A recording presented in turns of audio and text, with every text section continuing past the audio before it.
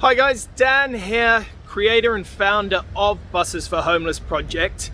Thank you so much for taking the time and sharing yours with us in order to have a look through the video. What we're going to do is just do a simple candid video of all of the buses down here at base camp. So we have the eating, sleeping, learning and well-being spaces all on double-decker buses. We're a transformational life program in order to rehabilitate homeless people, get them from the streets, help with their physical, mental, emotional and spiritual well-being, and then get them into employment and support them into their own house then thereafter. Our program is creating some amazing results, but first let's go and have a check out some of the buses. So, the first vehicle is our sleeping bus, our bus for shelter. So let's check it out. Now, downstairs, what you first notice, you come in, there's some space for the jackets and coats. Here is an onboard toilet because nobody wants to go up to the top of site into the shower and toilet containers in the middle of the night, especially as it's getting much colder. Down here, there's a really nice area for them to chill out. Pardon all the tape. We're trying to get this as COVID friendly as possible. Upstairs is absolutely amazing. We've transformed the vehicle into 8 different self-contained sleep pods, which are looking amazing. Each of the pods has their own pull-down blind as well, again to be more COVID friendly and COVID compliant. These are the bunks or their pods, and then we've got nice shelves in there, lovely little positive messages. Under the bunks or pods, we've got some space for some storage. So with us, we say, here's your pods. Then you're with us for an extended period of time. Go chill out, have a shower in the shower and toilet containers. Get yourself cleaned up. Then we bring in one of our amazing hairdressers in order to give them a haircut. We get them fresh, clean clothes. So they come in for that initial period of time. They can get showered. They can and literally chuck all their bags down, get their dirty stuff into the laundry as well, and begin their journey with us. So obviously fundamental to everybody's needs is shelter. And again, we're slightly different to most day centers or night shelters that say you're with us for an extended period of time, whether that be 3, 6, 9 months, who knows? But we've got you, we've got this. Now we're moving over to the dining bus or the food. This is the bus that we teach them how to prepare and cook healthy and nutritious meals for themselves, the group of people that they come through with, we say the family, and then touch wood, when they're ready to go out into their own employment and then stand on their own 2 feet, they've got healthy eating habits as a result. Now, fridge and freezers, 2 gas, we were originally going to cook with gas, however that poses far too many risks health and safety wise. So we've got induction hobs as well as electric ovens in order to mitigate as much risk as possible. We've got dishwashers, we've got underwater instant under sink water heaters as well, so they've got access to hot water. We've got every single appliance that you could imagine, and we are so well stocked and supported by some amazing organizations like City Harvest, who help keep our cupboards stocked full of food, as well as support amazing organizations like ours. So a huge shout out to them. And it's working with the community. We're trying to collaborate with as many people and organizations as possible in order to make a fundamental impact in these people's lives. Now, primary function on our dining bus is eating their food, but we also, this is a really important bus because Downstairs, we're preparing and cooking meals as a family. We're eating together, we're chatting, we're laughing, we're playing games up here as well, we're doing puzzles, and everything that these people miss about that relationship, the social interaction. And this is a beautiful space.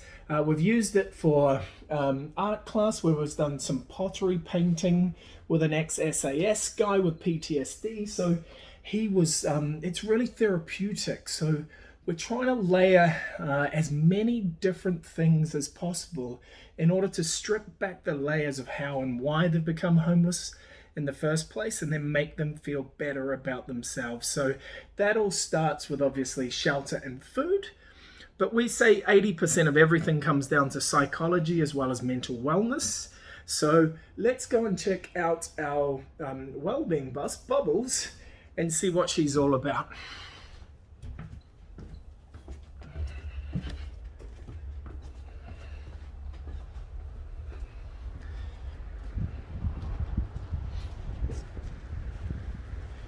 So this is Bubbles.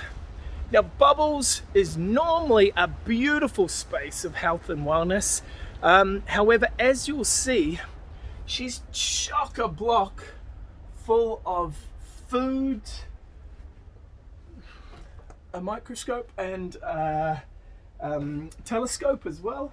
Loads of different care packages like toiletries. Loads of games and books and things, all the way to clothes. And we have an amazing amount of PPE, both masks as well as a whole lot of sanitizer, because one of the things that the boys wanted to do and then fed back to us was to pay it forward to the other brothers and sisters on the streets. So we go out 3 or 4 times a week at the moment into the community, delivering the provisions of PPE, sanitizers, as well as food, clothing. And as it gets colder, and London surely is, then they need the hats, the scarves, the gloves, and everything else. So we're super excited, and we deliver some amazing things. Keep your eyes peeled. This Christmas is going to be huge for the need for what we're providing out there, but also, you know, for the donations of stuff like PPE, like everything that our brothers and sisters need. As you can see, it's a beautiful space. Generally, it's clear, obviously. We do breathing exercises, we do group meditations and everything down here. And it's a beautiful, beautiful space in order to do so. Now, we're going upstairs. And in summer, there is no better bus in the world than Bubbles. So this is the health and well-being space. So this is where we get energy healers, Reiki, chiropractors to come in, masseuses as well, in order to get their bodies and their minds feeling much better. On the seats here, we do one-to-ones with people and trainers and healers. We've got a partnership with psychologists in order to help these guys as much as possible, because 80% of everything comes down to psychology, and the rest is just hand-holding them every step of the way along their journey. Now up here in the summer, mainly we were using this space to do some exercise as well, because when you're exercising, you're feeling much better about yourself. The positive endorphins are rolling around your body and you just feel much better. But then that starts a positive knock-on effect. So when you're exercising, you're starting to eat better, you're starting to feel better about yourself, you're starting to look better about yourself in the mirror as well. And that's when we start seeing fundamental change in these people's lives, because for they're getting the support, the help, the certainty that they can sleep there and don't have to move out of sight, or they can just relax. But then they start that positive momentum and journey going from there, which is incredible to watch. Takes about a week. You see the color return to their faces, the sparkle in their eye, and as a result of people believing in them with infectious enthusiasm, it starts to rub off, and then that's when they start feeling better about themselves. After a month or so, we move them over to the learning bus in order to teach them soft and vocational skills in order to get them back into potential work. Especially we help them with job interviews, job training, CV writing. We've been sent down a load of amazing employers who are really compassionate and caring and want to help make a difference as well. So the learning bus is a fantastic place. Now, if we do a little pan, you see the main courtyard. So the main courtyard is a really, really important space where they can just go, they can chill out, they can have a ciggy or sit down with us over a cup of tea and have a chat and a chin wag and a yarn of what's going on. And one of the things that homeless people feel is invisible, because the vast majority of the time they're walking past people. Everybody is walking past them and they feel invisible. Now, one of the common misconceptions is that most people think drugs and alcohol are the reason why these people are homeless. Now, we believe it's a coping mechanism for life on the streets, but more so life in their heads and their hearts. And that's where this side of our program, the health and mental health, the physical, spiritual, and emotional well-being, is absolutely crucial. And what a beautiful space. So now they're ready. Let's go and have a look over on our learning bus, where we will complete the series of our vehicles.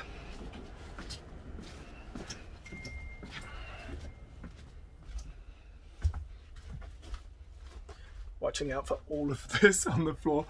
We even have a Christmas tree because Christmas is coming up nice and early. And that's what it's all about, Stepping onto our bus, quick little hand sanitize, because COVID has played a massive impact in everything and everyone. But as you can see, down here is a beautiful space. We've got a TV here so we can deliver workshops and the likes from down here. Now, what we wanted to do is create a nice, super chilled out space that they can relax after a long day of learning or exercise. So the boys use this area for Netflix and chill. And then upstairs is a beautiful space, and that's really their last part of the journey, which is a common misconception of most as well. Because everybody says, it's easy, get a job and then get into your own house. But they don't see the massive leap that's needed in order to facilitate that. So we say build the person and the outcome will flow. So up here, this is when we move them across to this phase of our program, which is the learning space. Hen up here is absolutely phenomenal. She's the beautiful feminine energy that these guys need as well. The boys know that they're looked after, that they're loved. Behind every great man is an even better woman. So everything that we're doing here, also comes back down to Hen and other amazing volunteers that we have as well. So we have a series of learning stations set up, as you can see, nice and safe as well for COVID. But this is where, they learn the vocational skills. We help them study for things like CSCS, which is construction skills tests, in order to then go out into the community and actually get into work. So the reason why we're so quiet is because 6 of our guys are out working, and we've only got 2 boys left on site, which means we've actually moved in 6 people into their own place. Now that's the fundamental difference between what we are creating here and what most organizations do as well. So we start at the beginning of their journey, and then we don't finish supporting them, and that's where they need probably as much help and support as well. Through that journey into housing, and employment, and they get super nervous. So as I said earlier, we're there to hold their hands every single step of the way. And what we aimed to do when we set out in Buses for Homeless was redefine the way homeless provision is done. We have an amazing model with buses. However, it's the program that creates the fundamental change and not the vehicle that it's in. So longer term, we want to take this model, which is a humanistic model, and deliver amazing services to those in need through a residential program, which is a win-win for everybody. Once again, I say a massive danke schön to everybody at TEDx Kassel and everybody watching this video. We really appreciate your time and your support. Check out our website, busesforhomeless.org. And if you want any help or any assistance in setting up a program like this, or if you have any other questions, please feel free to get in touch. Once again, peace and love to everybody at TEDx Kassel. Thank you so much. Have an amazing day and all the very best, and we'll see you soon. Cheers.